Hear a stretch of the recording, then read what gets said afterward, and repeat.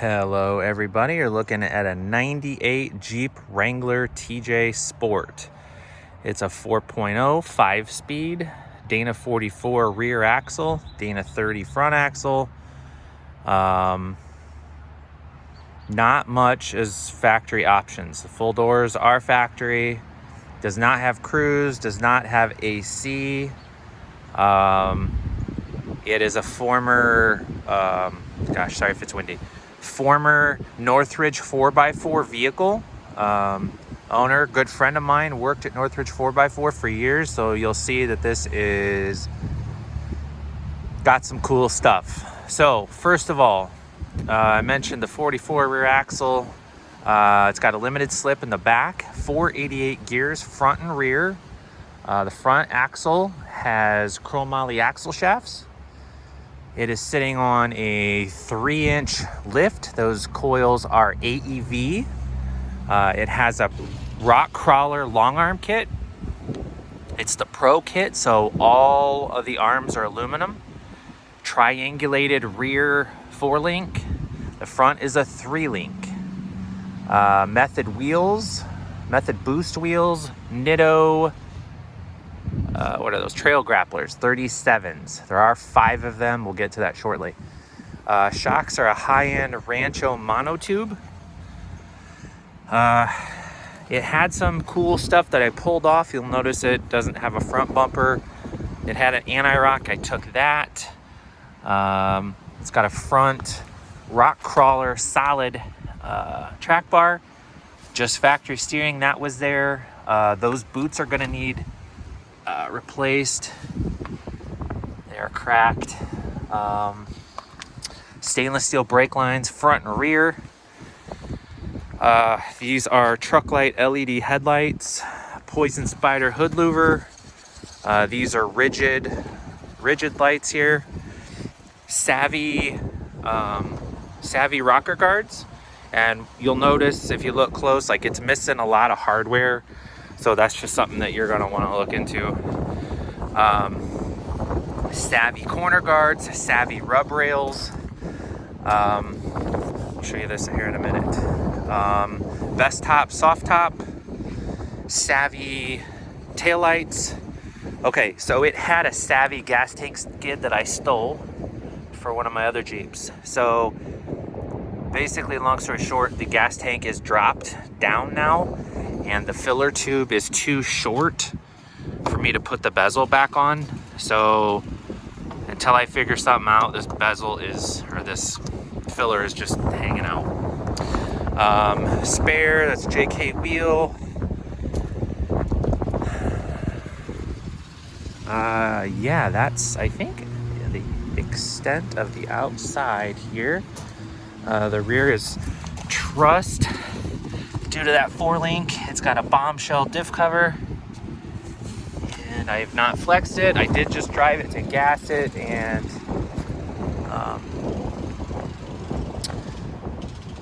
wash it. Gosh, geez. Poison Spyder Highline negative fenders. Guess I forgot that. You have your choice of the full doors or factory matched black half doors, and I have matching uppers, if that interests you. Okay, let's go inside. This seat is gross.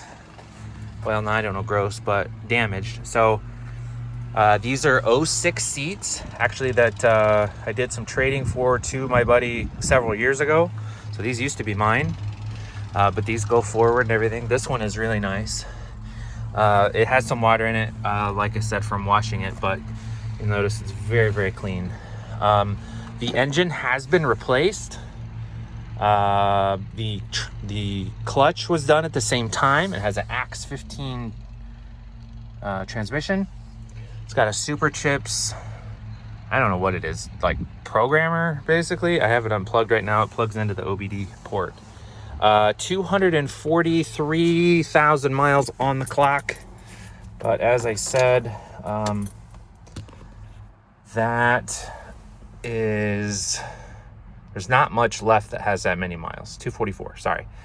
The airbag light is on. I'll show you why hopefully here in a second, but this Jeep sat for about 2 years and basically a critter got in the glove box area and chewed through one of the wires to the passenger airbag, and also the wire for the antenna for the radio, so the radio does not get any signal. It does have a super short Mega slick yoke on it, and my buddy tells me that it needs to be resealed because it does leak. It's got a CV driveshaft. It's got, if you can see up there, it's got Savvy steering linkage, and usually these rust from the inside out, and this looks really nice under here. It's got a Magnaflow muffler with a turn down. It is loud. Yes, it's annoying. You probably want to replace that. Okay, the tires. The back two are the newest, and basically you can almost see the nipples on them, but there is some weather checking on them. Not that much, but like I said, the thing sat. There's a little more in this one you can see. And then there's more on the fronts, and there's some chunks out. These are a little bit more. I would like to keep these wheels and tires. So I'll explain here at the end the deal on that. There's 5 of those, 4 wheels. This one is got weather checking as well and less tread. Let's see, you probably want to hear it run. Do that real quick. There's no door, I don't know, catch thing on this door. All right, let me put you down for just a second here. Push the clutch in, put the brake on.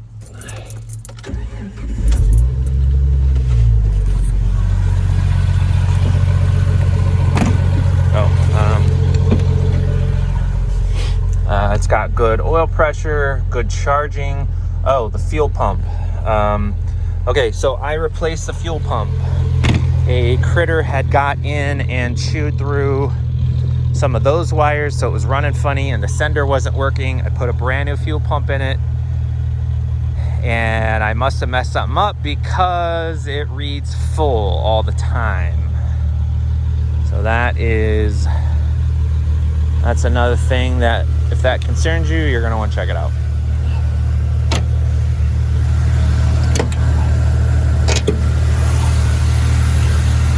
Okay, I got the air box off right now. The factory one was in here, just laying here. Didn't think that was a real great idea, so I just pulled it out. I intend to buy a conical K&N and slice the air intake right here and stick that on. JKS motor mount lift. And these wires here, I'm generally not a big fan of wires laying around. Those are for those rigid lights. Brand new battery, runs like a top. All this stuff was properly mounted here. Look at that venting, that's pretty cool. Somebody wrote on here once upon a time, I need an LS, please. Don't we all? Don't we all?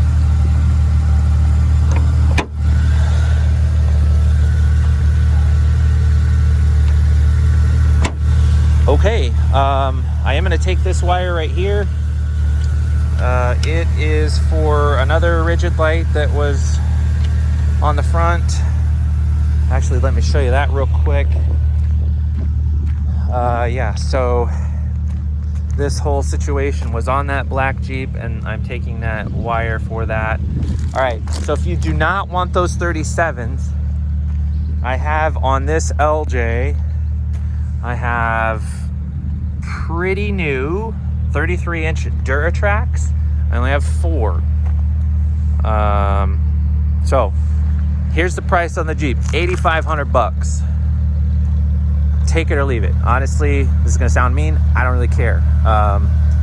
If you start adding up all the fair market value on all these parts, I can part it out and get like 11 for it. So I'm at $8,500. That is non-negotiable. pay less, we can take stuff off. So for example, I'll knock $500 off if I keep these wheels and tires and you take those. I'll knock off $1,000 if you want to either bring your own wheels and tires, or I have some baby donut rollers. So $7,500 if you don't want these wheels and tires. You want to keep paying less, we can certainly do that. This stuff can go, really there's not much more to take off other than the this armor. Very expensive stuff if you know anything about savvy off-road. Like I said, your choice of doors, full doors or half doors with matching uppers.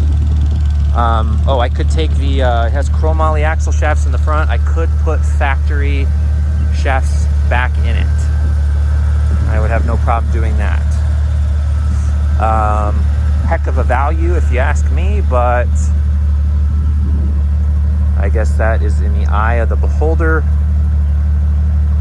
So, well, let me show you the frame here.